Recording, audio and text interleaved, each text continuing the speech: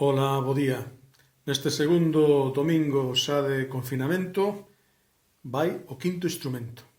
O estades vendo? O quinto instrumento é un instrumento que os gaiteiros hoxe en día casi todos o temos. Por que?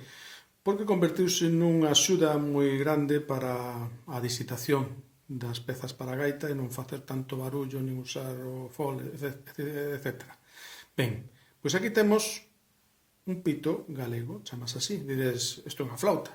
Efectivamente, ten a morfoloxía dunha flauta escolar, pero está construído de tal xeito que dá unha escala como a gaita. De tal xeito que está anotado, isto sería un si a sensible, o do a tónica e despois todas as notas. Este pito está afinado en re, que son a maioría dos pitos en re, ainda que hai tamén outros pitos que en outras afinacións. Por exemplo, sei que Carlos Corrala sacou un pito que moi ben feito, que soa en do e que vai moi ben para outras cousas.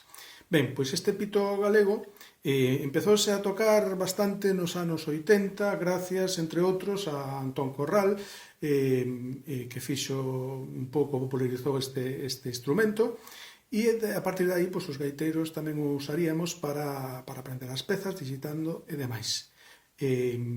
O pito, para repetir as notas, sóplase, na gaita para repetir as notas hai movementos de dedos. Por lo tanto, son dous instrumentos diferentes, pero que gardan a similitude de poder tocar ca mesma digitación as pezas.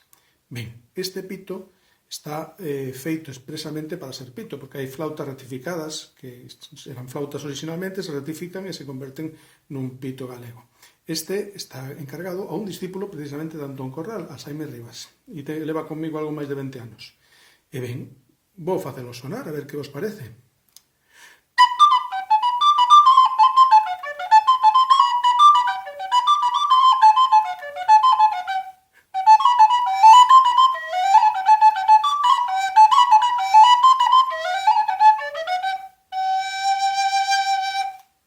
Moi ben, se queredes escoitar esta peza tocada por varios pitos, vos presento esta xoia discográfica. Fai 32 anos, a Universidade Popular de Vigo editou este discazo, que son 3, e que ten moitas obras cos pitos galegos, e foi un dos momentos en que se empezou a popularizar. De acordo? Pois nada, como sempre, bo día e todos na casa.